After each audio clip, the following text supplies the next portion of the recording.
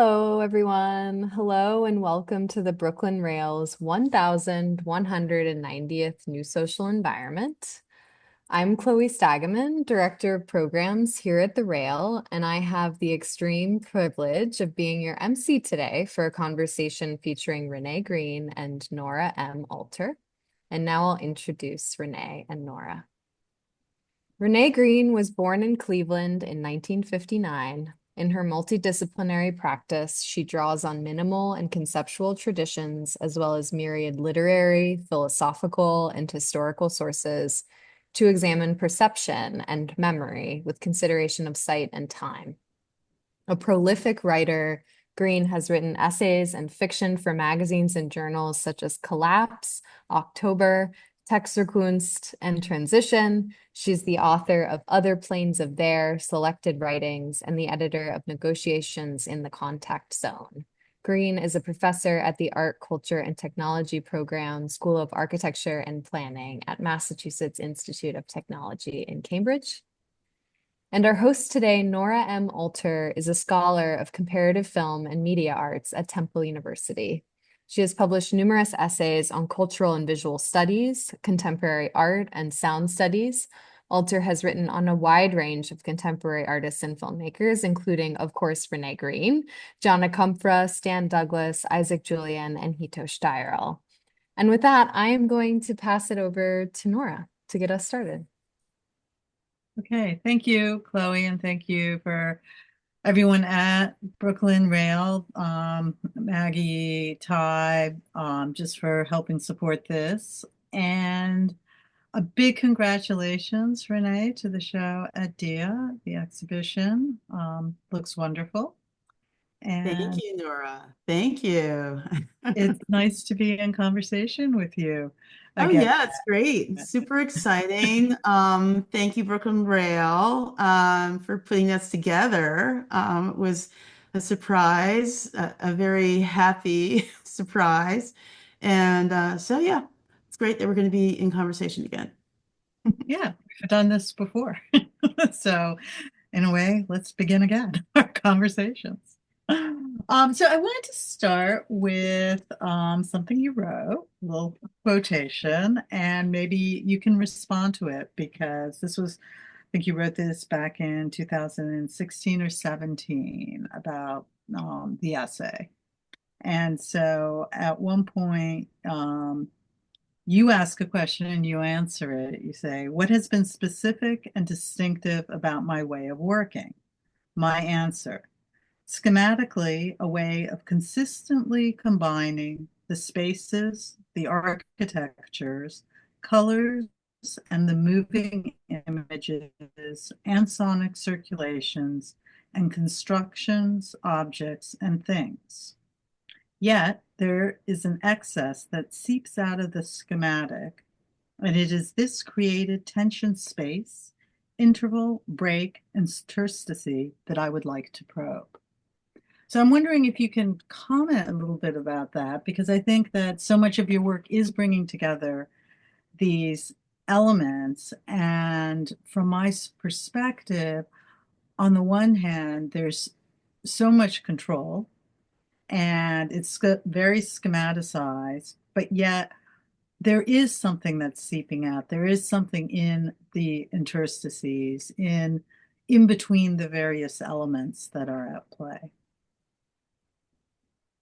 Okay, thanks, Nora, for this question. And I actually have to go back in time to think about the quote. I think it's from an essay I wrote called Certain Obliquenesses.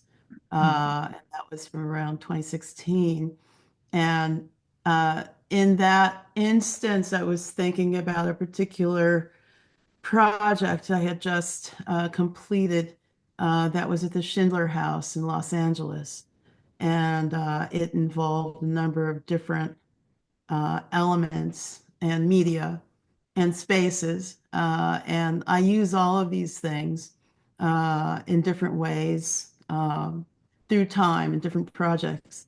But I think that for me, to comment on it in a coherent fashion it's a little bit difficult because I need often something specific as a prompt, like something maybe that you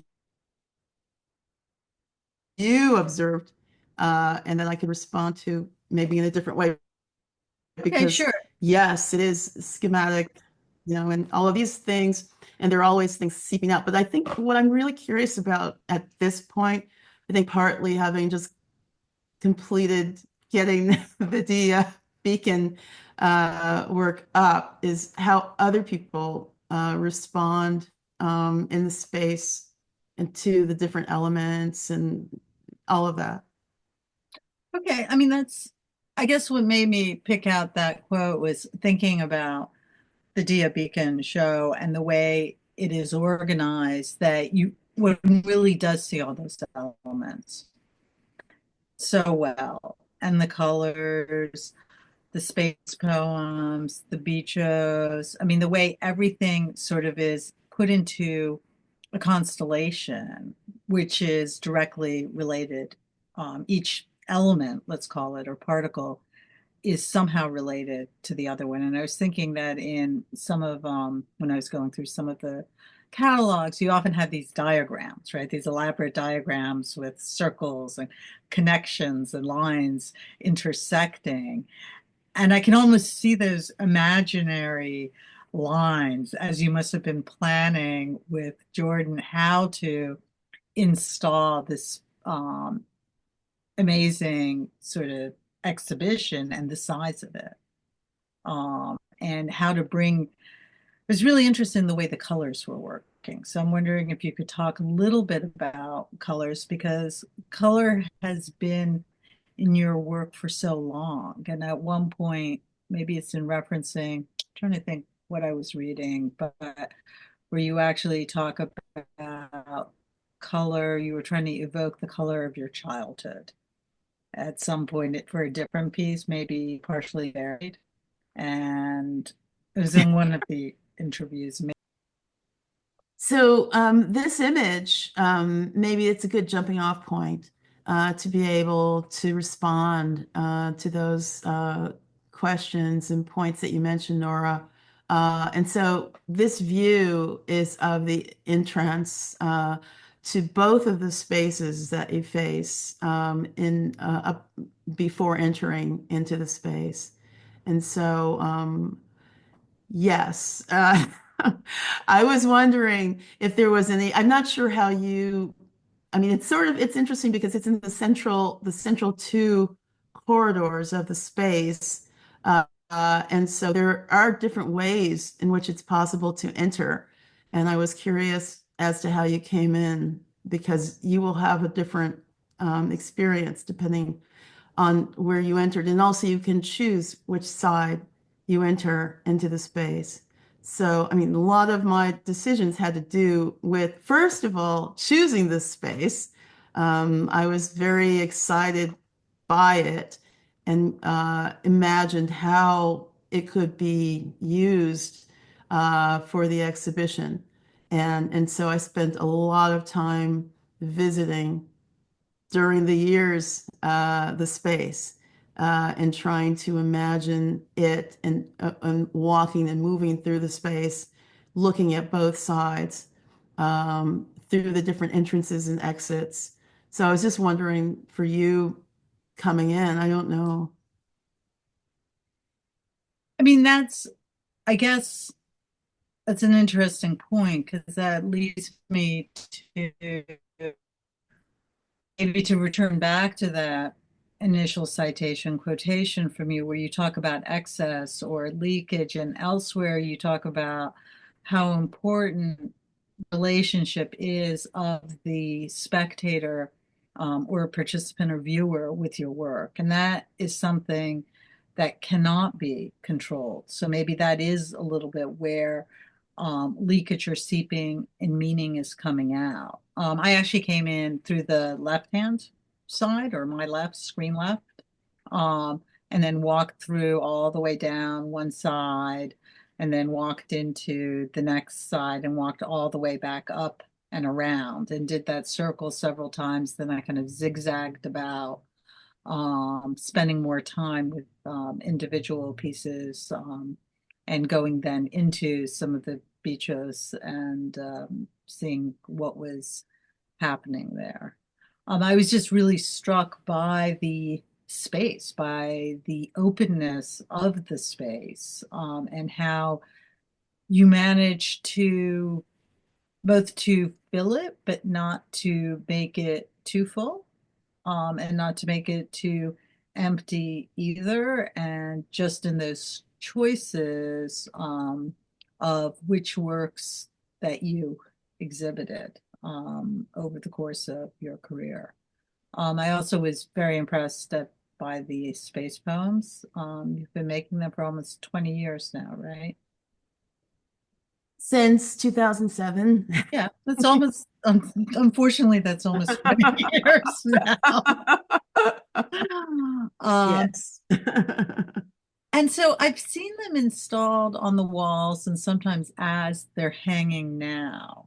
And this again gets back to a little bit of this idea of structure, and kind of almost, I would say, the architecture of the show and how you really conceive about architecture and space in terms of you're working within this pre-existent space. You've done this before, with the Schindler House, with the Le Corbusier building, just to mention your interest in architecture and how that works for you. So I'm wondering if you could talk a little bit about that.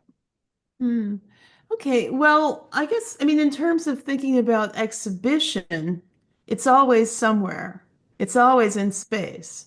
And so in terms of what kind of Right. spaces are possible to use and the ways in which the kind of work I'm curious to present or interested in presenting, I think about these things together. And so I don't actually make a separation in terms of thinking about the material and the space. I mean, I think about them as elements that are going to be in relationship with each other.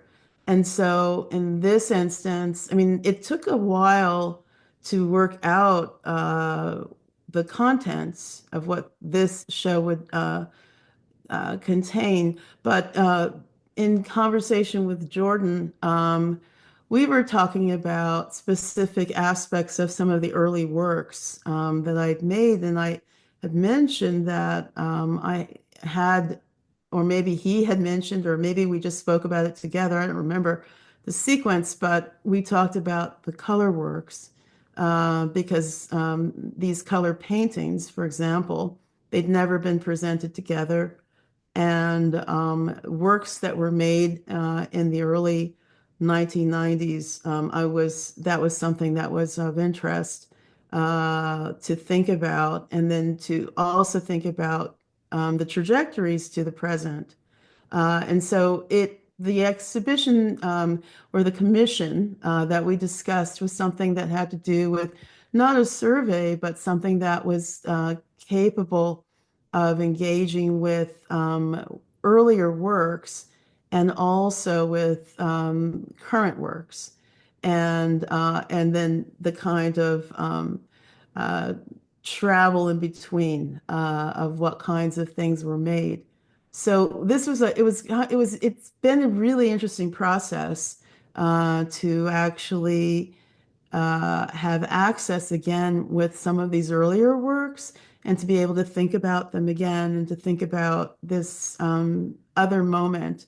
And I mean, the earliest work in the exhibition is from 1989, and it's the Color Games work.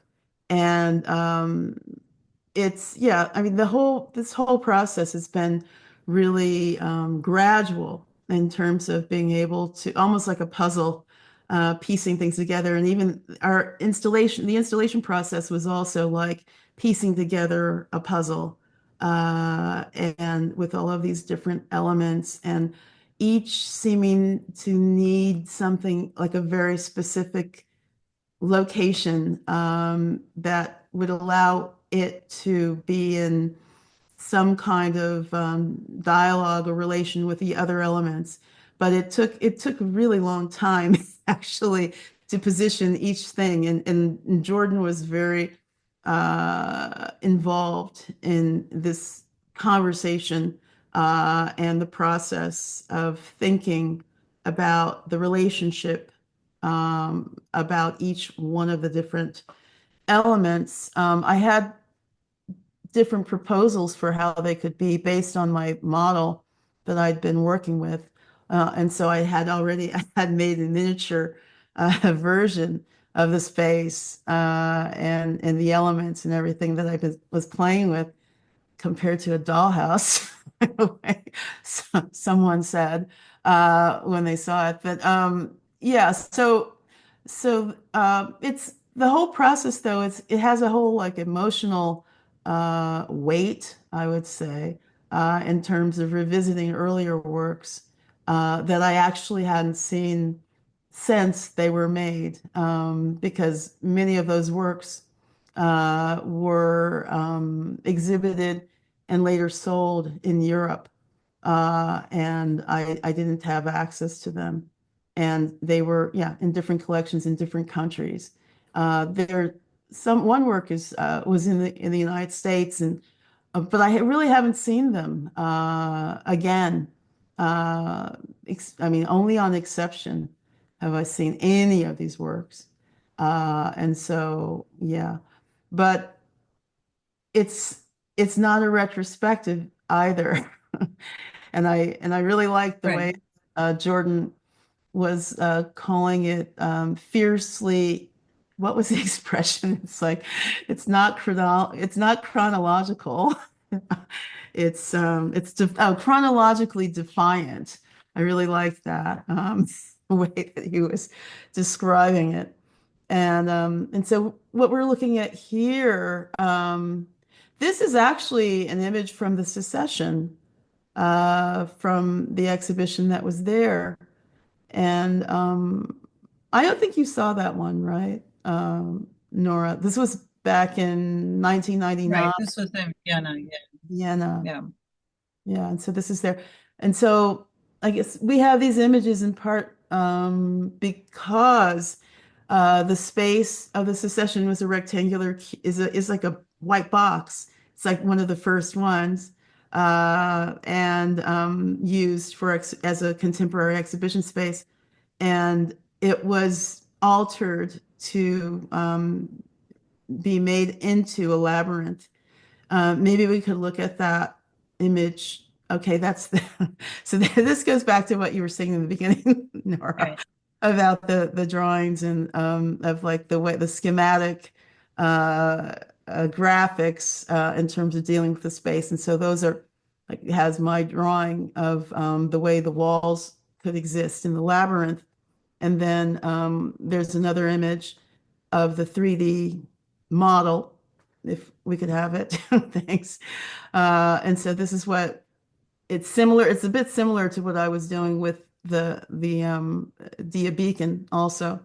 But this labyrinth was pretty elaborate, and all the walls were made of panels of the same size. And actually, the secession itself had a system with the floor that it would be possible to place these roughly 4 by 8 foot sheets into the ground. And here's an example of what that labyrinth looked like once it was installed. But yeah, so this open space at Dia Beacon was very exciting to be able to work with. You can see the way that in the ceiling, though, there's a pattern, the way that the structure of it forms. And that was something that I was really interested in when I first saw it. Um, Partly because I was thinking about the space poems and trying to imagine them there in that space. And I thought this could be an interesting counterpoint to the kind of systemic regularity in the space, because the space poems are always staggered in terms of the way that they're installed. That's you can see in the image.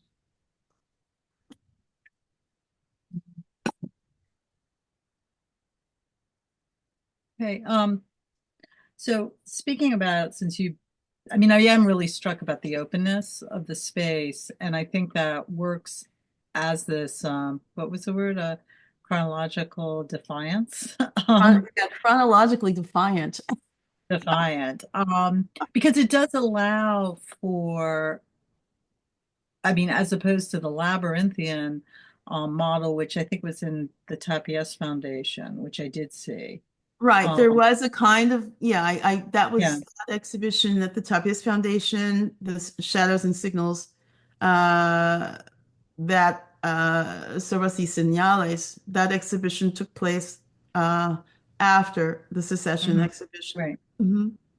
But I mean, in a way, the labyrinth and this individual sort of chambers and rooms that one enters, it brackets, it closes things off, and it doesn't allow for as much dialogue, at least for me as a person passing through, as this open space where one can turn, one can move, one can look up, down, around to the side to see what are the connections, what are the constellations that I'm going to make. It's also thinking in terms of what you just brought up, because counterpoint is has come up in your writing too, um, as being an important way of structuring multiple levels of meaning. And I was also, I mean, counterpoint was sort of taken over in a way by the Soviets, Pudovkin and Eisenstein, when sound is first introduced into cinema as this additional line of meaning. And thinking about your earlier works in cinema and always having these multiple tracks that are taking place. Could you speak a little bit more about counterpoint, not necessarily in your cinematic or media works, but in terms of the exhibition itself? Sure. Yeah. I like to think about it. I think of it really in relationship to pattern as well as forms of like rhythm and interruption, different breaks that also take place. And so it's interesting to think about what you were just mentioning about Eisenstein, for example, and this kind of seditious use of sound. I think that both counterpoint and also color function in ways that can seem to be disruptive. And it's not about necessarily intending to create a disruption. It's sort of like thinking about forms and what do different forms elicit? How do they affect us in different ways? What are those kinds of sensations that affect our perception in different kinds of ways? And how do we feel in different kinds of spaces with different sorts of colors, with different kinds of sounds, with different sorts of rhythms in spaces? And so, as you mentioned, this kind of open space at the Beacon is very different than this kind of more these smaller spaces that were created with the labyrinthian walls in the Secession, for example, or even at the Tapias Foundation. This is something else. And so knowing that at Dia Beacon, the light source is primarily from the sky, and there aren't artificial lights used for most of the spaces. Of course, in the corridors, there are lights, but in this space, the main corridors, that space, the light is coming from the ceiling. And so that's very specific. And it's something that is really interesting to observe during the day and to see how the light continues to change during the different seasons also. And so that affects the way it's possible to experience what's in the space. Um, you mentioned the media element. I mean, and I won't, we can talk about that further, but in passing, to think about it in relationship to light and punctuation or counterpoint. In this space, it's not a darkened space. It's always possible to see the entire room. And in these bichos, these are the units, um, it was also possible to experience a moving image as well as an audio track or sounds. And so it was kind of like, how is attention directed in different kinds of ways, in different sorts of spaces? And I was really interested in that in terms of this exhibition and this project, because many times moving through dia spaces, and I've done that many times, as I'm very much a fan of Dia Beacon. It's something you really notice that you're usually walking most of the time. You're not necessarily pausing and contemplating something. You might lean against an area or stop somewhere and you can look and you can pause, but often you're in motion most of the time. And I was thinking about what could happen, especially as these spaces are so large, if you can stop sometimes and pause and look around and see the different elements simultaneously. And so, for example, with these bicho units, it's possible while you're inside to see whatever it is that's inside or to hear what's inside, as well as to look up or look out and see other elements of what's going on. And so this is kind of to get back to your earlier point or question about the multiple elements and the crossing and overlapping and the excess and spilling. And in a space like this, as it was so large, it was possible to have another kind of experience of multiplicity and layering in the space that also allowed breath, breathing, spaciousness, not claustrophobia. And I think that can change how the works are perceived. That was a hope anyway, in terms of being able to deal much more with the actual materials, the forms, the layers that are embedded in the works, all kinds of different ways in which they have a different sort of complexity that can be, that's actually, it's very intentional. It's not random. Yet there are things that are random that take place because of the overlaps. And so that's, and so there's a kind of, I guess I would call that even a counterpoint effect in a way. No, I think there are a lot of different things. It's interesting to contemplate in terms of some of these ideas and these terms, like counterpoint, for example.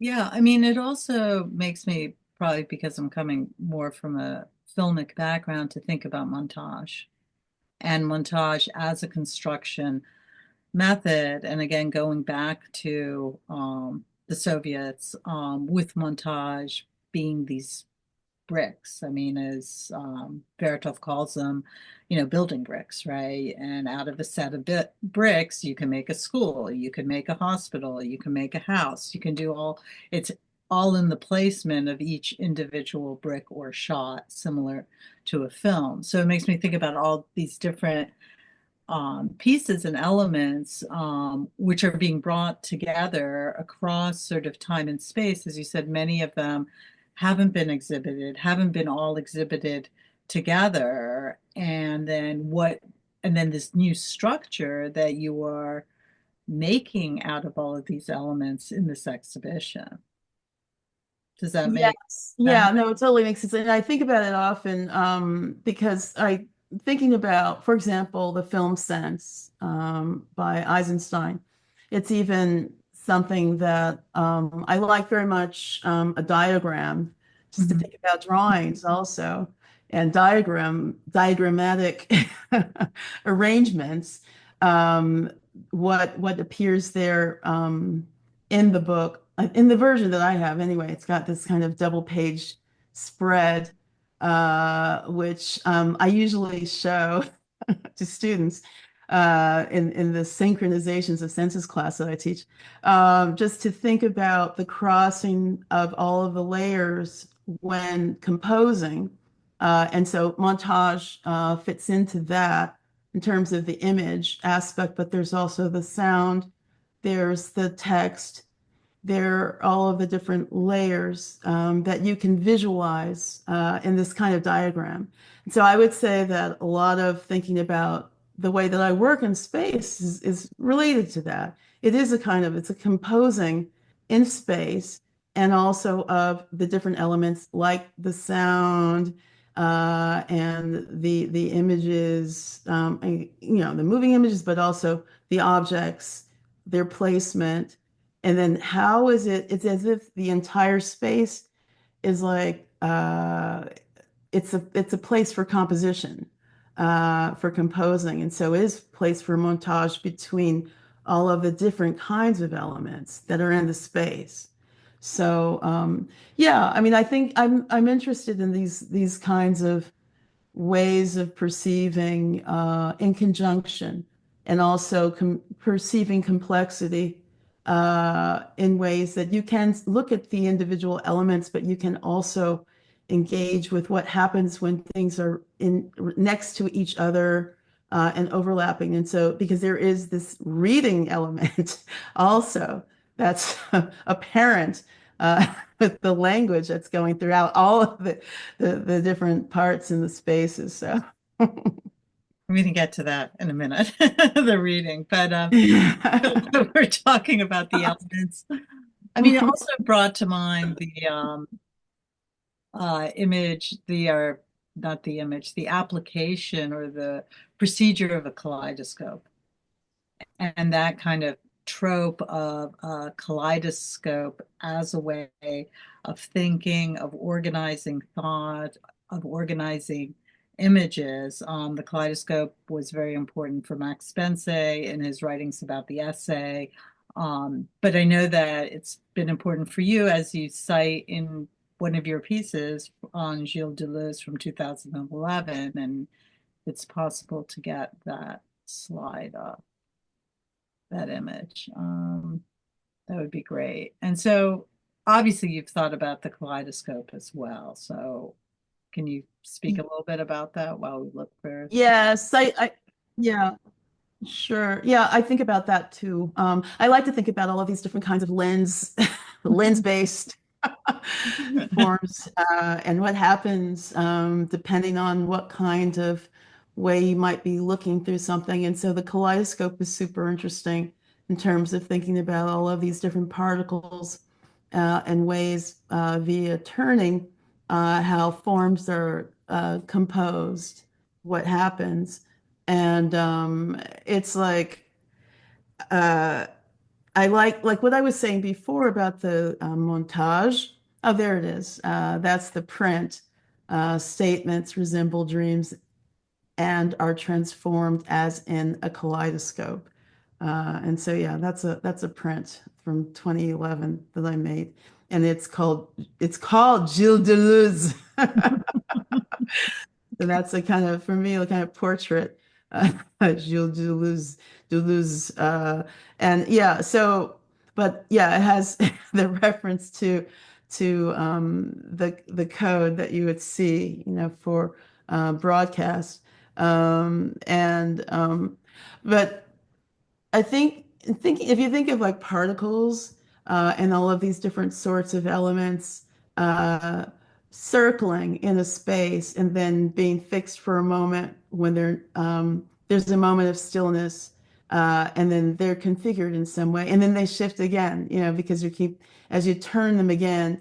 And so I was mentioning to you that I was thinking also about Donald Barthelme's essay, Not Knowing, this whole idea of a not knowing space. Uh, for example, I won't go into the details about it, but I mean, it's an essay. And in it, what I think about is an aspect that he mentions where there can be all of these different kinds of elements, say, and then this is related also, I would say, to the essayistic as a form, where there are all kinds of different things that you could place all in one frame, for example, or in a room, or in, say, an essay or a story. But in terms of what the relationships might be between any of them, that's something that could keep shifting, that could keep turning all the time. There's no sort of necessarily fixed way that it's meant to happen. That's also what's the imaginative linkage that takes place. So I think of that as like a kind of very freeing and opening possibility for thinking about composition and montage. You can think about it in relation to making a film as well. And I wanted to mention that in the introduction to your work, the reference, the one that we share very strongly, is one with Harun Farokhi. And I remember in conversation with him once, we talked about like the different, like making 10 films out of the same elements, for example. Yeah. And so that kind of kaleidoscopic possibility is something that I think is very potent in terms of imagining how compositions can take place.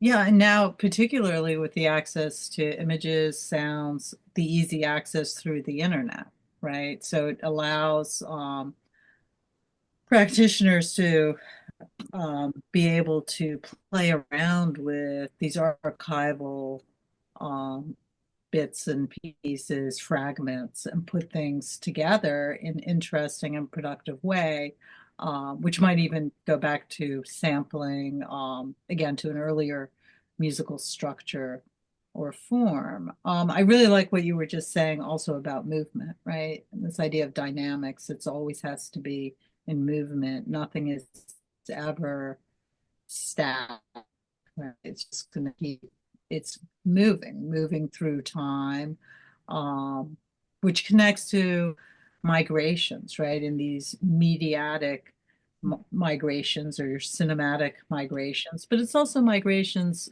of these works. And for example, migration in between intermedial migration. If one takes poetry, right, and concrete poetry or language poetry as it used to appear fractured on the printed page in the 60s and 70s with these experiments as to where the words would be to create various forms, and then how you're moving it off of the page, like you're transforming it. You're actually pushing it away, the poetry, from the printed page into this sort of three-dimensional constellations where you have the words are in different spaces and time, and they're also corresponding to each other through how they are being hanged, right, or hung.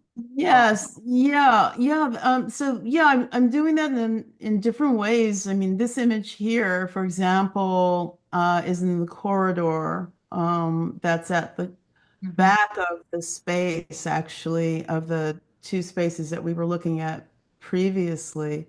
And so it's sort of, you can see it from different angles while you approach it as you get to the end of the other corridor. And so that can be kind of interesting.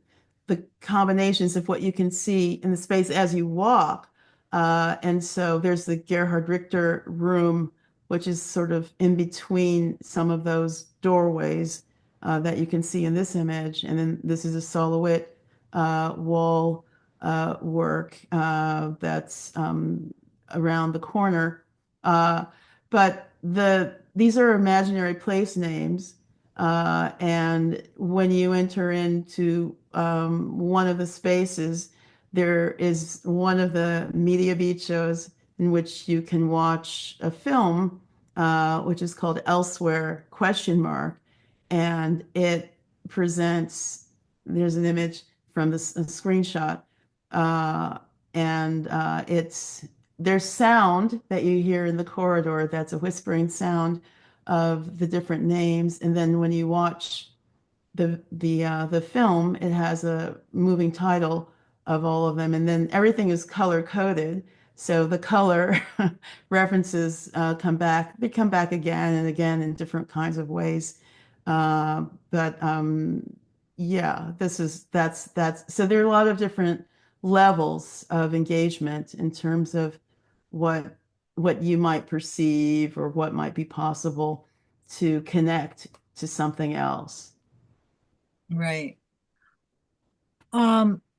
Which brings me back. I mean, so in the kaleidoscope, you mentioned statements resemble dreams and are transformed as in a kaleidoscope. And I wanted to get back to this idea of dreams and also imaginary places versus if we were going to juxtapose also another thematic that I see sort of traversing your work, which is vanishing, things disappearing.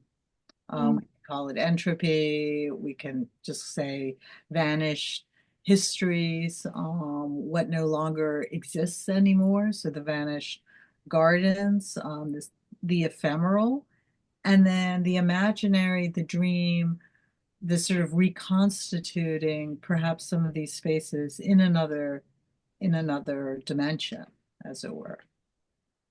Yes, I mean, I think that in terms of this idea of vanishing, I would say also transmutation is important because when something might seem to disappear in one way, there's still some element that remains. If it's like, if you think about particles or anything that's on Earth, and what happens to it over time, like what are the processes and what happens to these things. I think about that a lot. I mean, the title of the exhibition is called "The Equator Has Moved." For example.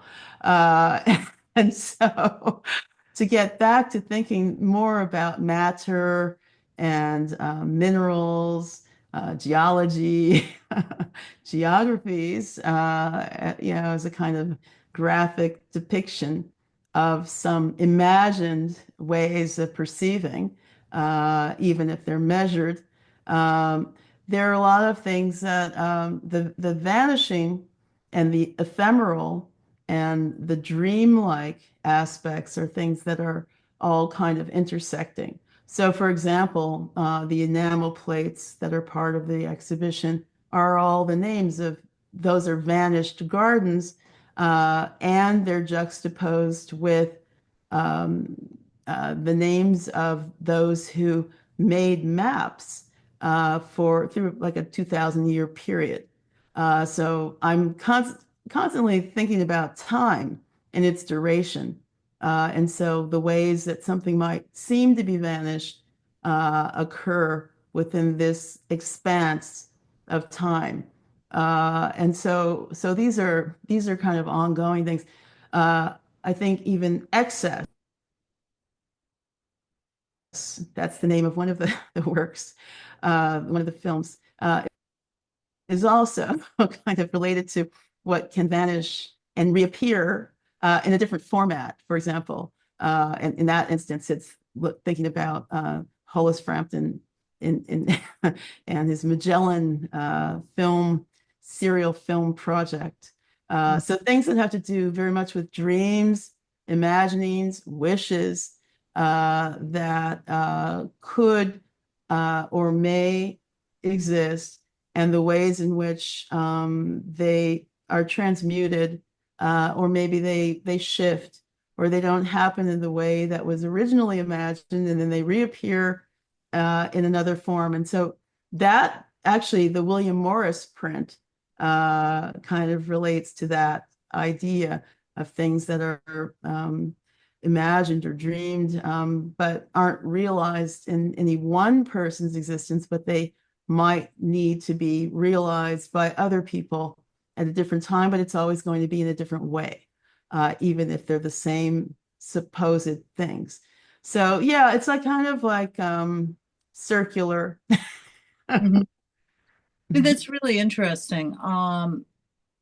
It's both this idea of, yeah, this circularity, this temporality, but it also, I mean, it's not pure dreaming imagination because you're always grounding in this almost scientific way of ordering, right? Or these systems, these agreed upon, say, systems of arranging things, whether it be alphabetical or numerical. And I find that fascinating, right? From this way of almost using the alphabet as this different kind of system of ordering.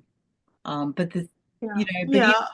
yeah, It's I would say, there are different symbol systems that are used, different structures, geometry also, in language, alphabets, characters, ways in which it's possible to order perception and consciousness.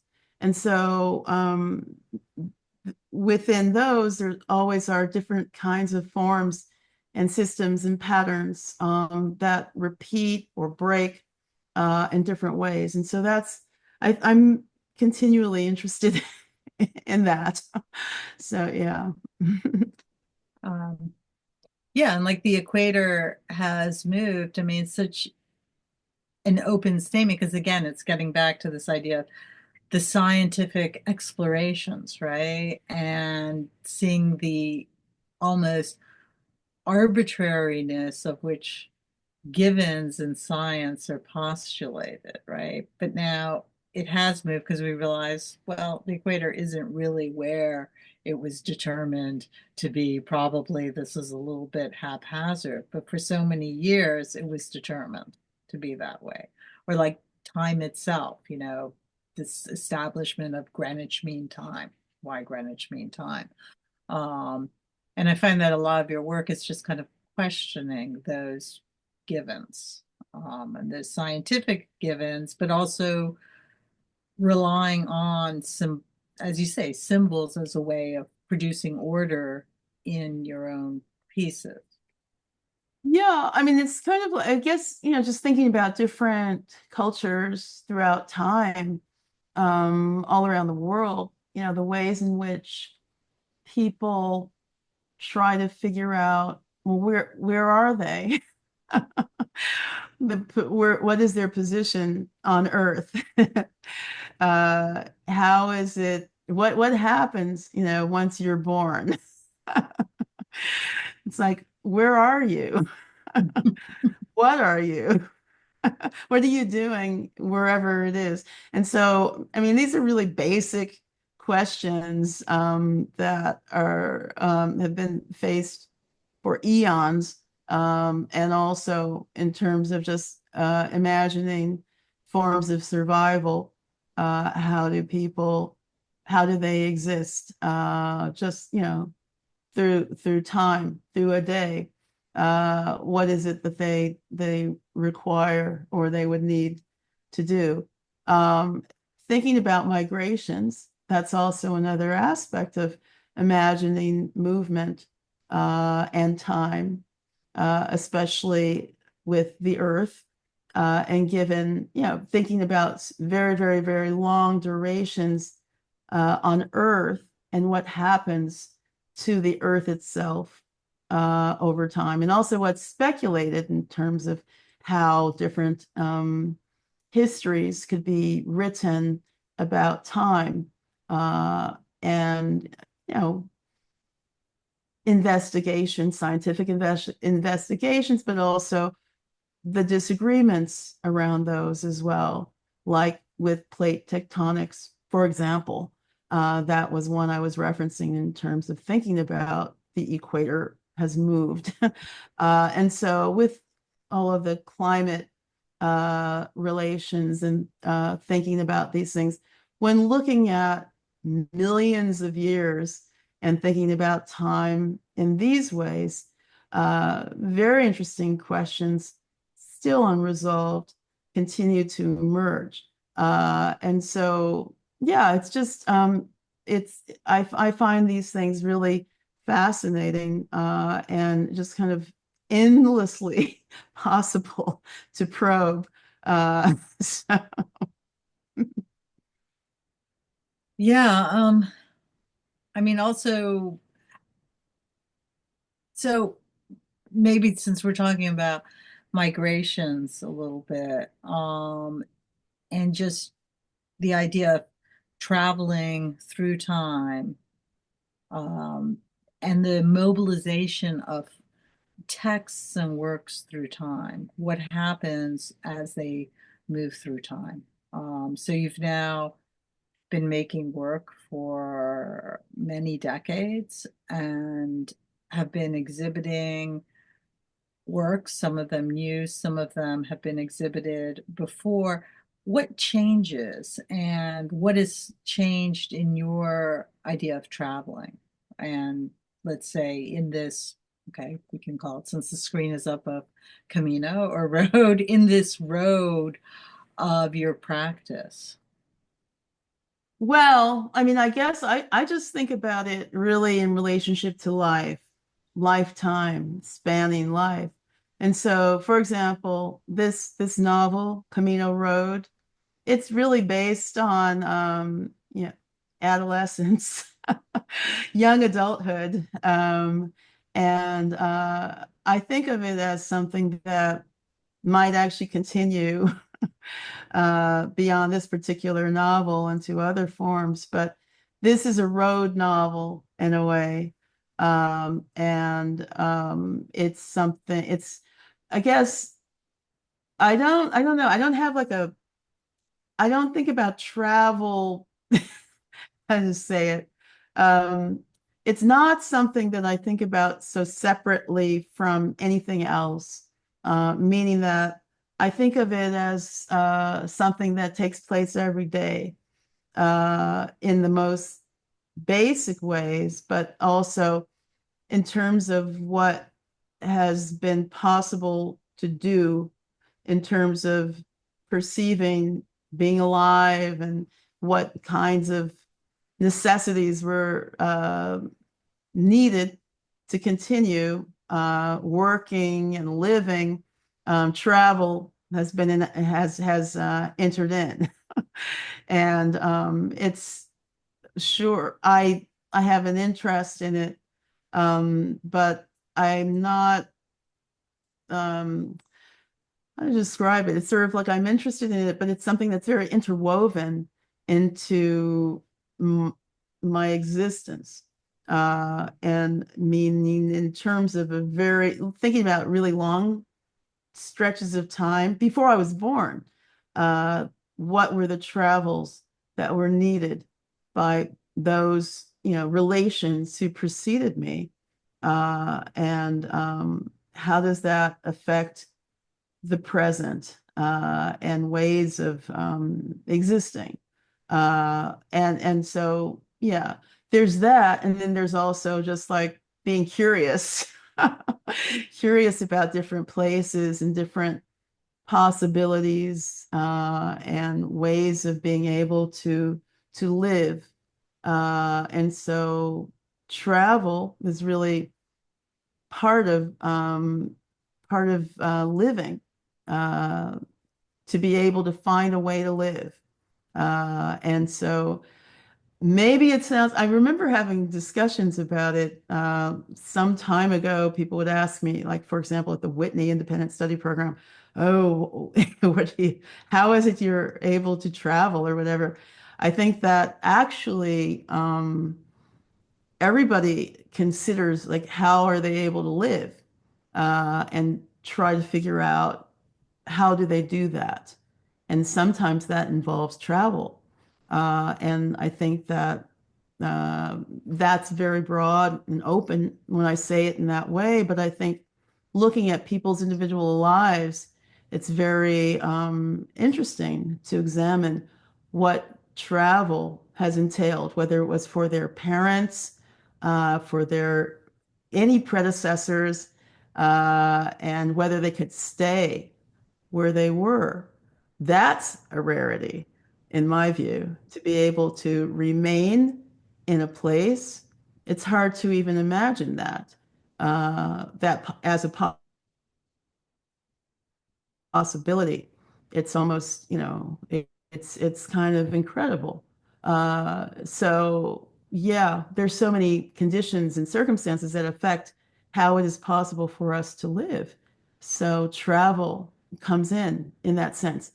I think at different moments in time, though, of course, travel has different sort of significations. So the Beat generation in the United States around the times of Jack Kerouac and the book On the Road, that's something I thought about.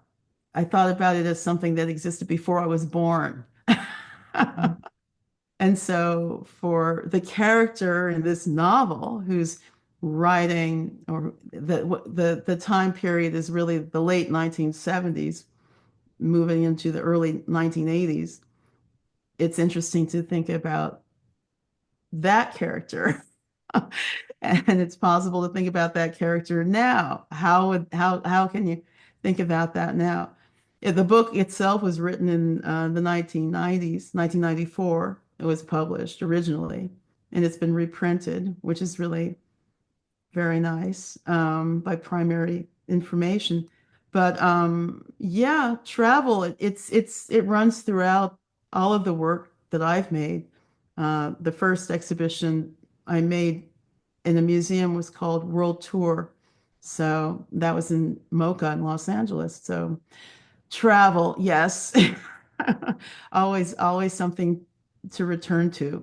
I guess I was also thinking of the traveling of work. So, for example, in Camino Road, referencing the image that we have right now, I think you were stating earlier that this was just sort of discovered by a collective in Madrid who decided to exhibit it, right? So this Oh, is this like image. Yeah, actually, this this image image, this refers work has to, traveled through that's time to good. be rediscovered as, and as your works kind of travel over the decades and their meanings may change depending on for whom they are being taken in, who's consuming them, who's looking at them, who's studying these works, what does it mean, and how meanings may shift because of the context in which they find themselves. So when just listening to you speaking about traveling, I was also recalling, I guess, an essay that Combina Mercer had written on your work where he talked about the idea of dépaysage, right? Mhm. How the travel produces a certain estrangement that opens our eyes. I mean, I was thinking that certainly when I'm traveling, when I'm in a foreign context, what I like about it is it wakes me up.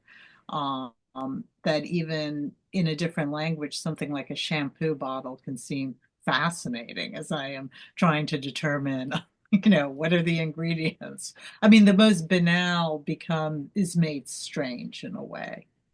Okay. Um, Yeah, thanks for mentioning that reference from Coven and Mercer. Dépaysage. Yeah, I mean, and also mentioning about what we were looking at with the Camino Road. And so it's the different iterations through time and how different audiences and perceivers might interpret something or read it or get stimulation in a different way. Those things are still unfolding, I think.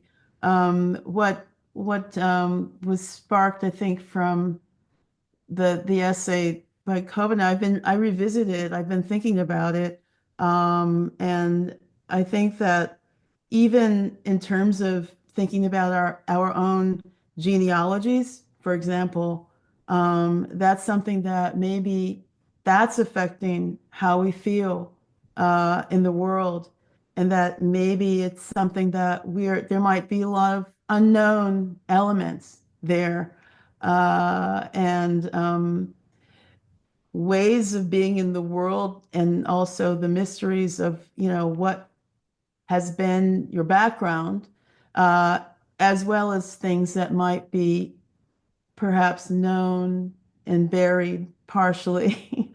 um, all of these things are very affecting, I think, for how you move through and what the travel might be. So I think about those things a lot. In terms of this is, I mean, in Camino Road, the character is going, well, one of the significant aspects is that, well, the book was written, I attempted to write the book in Spanish, and then it was corrected. And when it was reprinted, it was corrected again. But I wanted it to be in Spanish and in English, and I wanted to experience it myself, to try to write the book in Spanish, kind of, I guess, thinking about people like Samuel Beckett, for example, and his writing in French. So anyway, these kinds of wishes and desires of being able to cross over, to pass through some other kind of way of being, experienced also through language, as a form of travel, and of movement. So, yeah, I think that there's a lot more that can be said about it. I'm actually still thinking about a lot of these things now, especially as this exhibition at Dia Beacon is up, and all of these different parts are existing together to be revisited. They spark all sorts of other things for me, combined with all of these things that have happened during the interim, that I'm still digesting. So, yeah. So speaking less about actual physical travel, but more, shall we say, about mental travel. So I just want to sort of touch upon, because aside, I mean, Chloe mentioned this, but I just want to sort of stress and highlight. I mean, there's Camino Road, which is an impressive, as you said, that you wrote it in Spanish and in English. So it is this almost literary exercise, like, can I do this task? But just in general, your writing, because you've written so much, and as yeah, the volume of your not collected, selected writings, because there are a lot more than are in here. I mean, which is almost 500 pages, or it is 500 pages, I think. I don't know. It's very large and numerous. But how does writing fit into your practice? Because you're always writing. I am. I'm writing every day, but I'm drawing every day. So I'm doing both.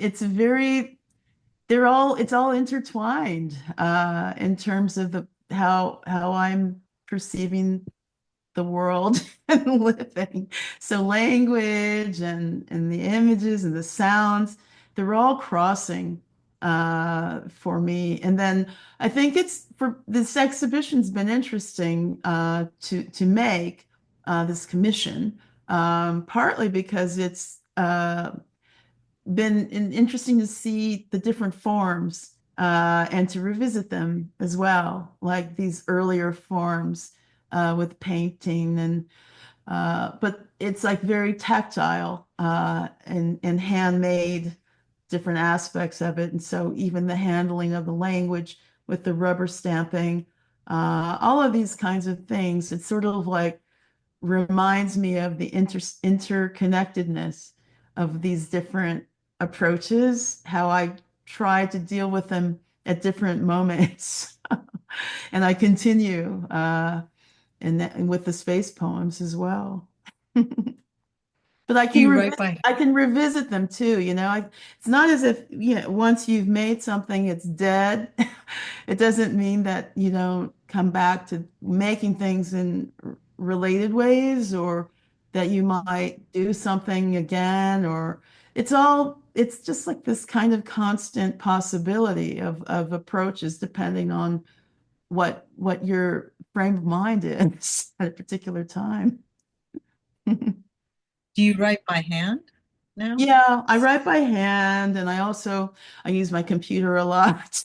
Also, I'm writing in my phone. It's like any it depends on, yeah, the time of day, what I'm doing. So I have different ways that I'm writing. But I have a kind of I have my own systems for how where I'm placing things so that I'm Of able course to you do. find them again.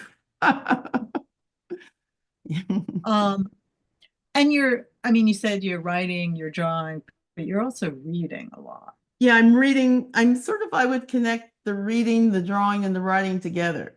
So I'm sort of doing Mhm. all of them simultaneously. And that's like a daily practice of doing those for however long I'm able to do that. So it's just I can't really stop that. It's something I do, and it's kind of like it helps me. Helps me get through the day. What are you reading right now? Am I reading? I mean, I'm usually reading several things at the same time. Let's see. I'm reading, and I also kind of like try to make a distinction between the things I'm reading. I'm reading because I'm teaching, and so I'm rereading. I'm always rereading. So, for example, chromophobia was one of is on my syllabus, and I like the fact that different people choose the books that are on this syllabus, and I get to reread them. So, chromophobia. Donald, by David Batchelor, I was on there. Almanac of the Dead. Leslie Marmon Silko, someone chose that novel, and so I'm rereading. But I'm reading for myself. What am I reading? I recently finished reading a whole cycle of novels by Joan Silber. Um, have you read her writing before? Yeah, it was interesting. Mhm. The Size of the World, that was one I found really interesting. I think it's from 2008. And yeah, I'm reading a combination of fiction and nonfiction. I just finished reading a book by Vivian Gornick, which Mhm. was actually from 2001. And it was really more of like it's sort of like, what's it called? The story and the situation. And it's more about writing in a way. And so it kind of crosses over the whole pedagogical, which I try to sometimes get away from. Try to find something I can read. I read a novel that in the beginning of the year called Mecca, which I thought was quite interesting, by Susan Straight. And yeah, I would recommend that. That went really interestingly well with thinking about LA and the beginning of the year. So yeah, those are some things I'm reading. Okay, so I had sort of one because you brought up pedagogy and teaching, and you know, Yes. thinking about Haroon Roki, whom you had mentioned, and He had when my I old was, job in Vienna. yeah, he had your old job, but He for him, called me to find out about the job. but again, teaching was always really important for him, and for you, it's also been this through line, right? And Yeah, it's you don't amazingly it have, has. It has. It's sort of like I wasn't something that I really embraced it as a thing to do. Like I didn't decide, oh, I want to be a teacher. It's something that my whole life I've been exposed to educators. And so I'm surrounded right? by them. So, and I started to sort of teach other people when I was still a child, how to do things or how to read. And things like that. And so I was a tutor. So yeah, I've always been doing it. And so I enjoy it also. I enjoy it very much. Because I would say that's part of your practice, part of your extended practice would be the pedagogical I and would say, what the happens sort of, in the yeah, workshop or the class. yeah, well, how I would phrase it is like this. It's sort of like I'm trying to create a space, a safe space for reciprocity. I'd like to create that possibility that people themselves could have agency and develop their ways of thinking and also share, and that it can be something to have other people to talk to. Something that's really important right now, I would say. Um, okay, I think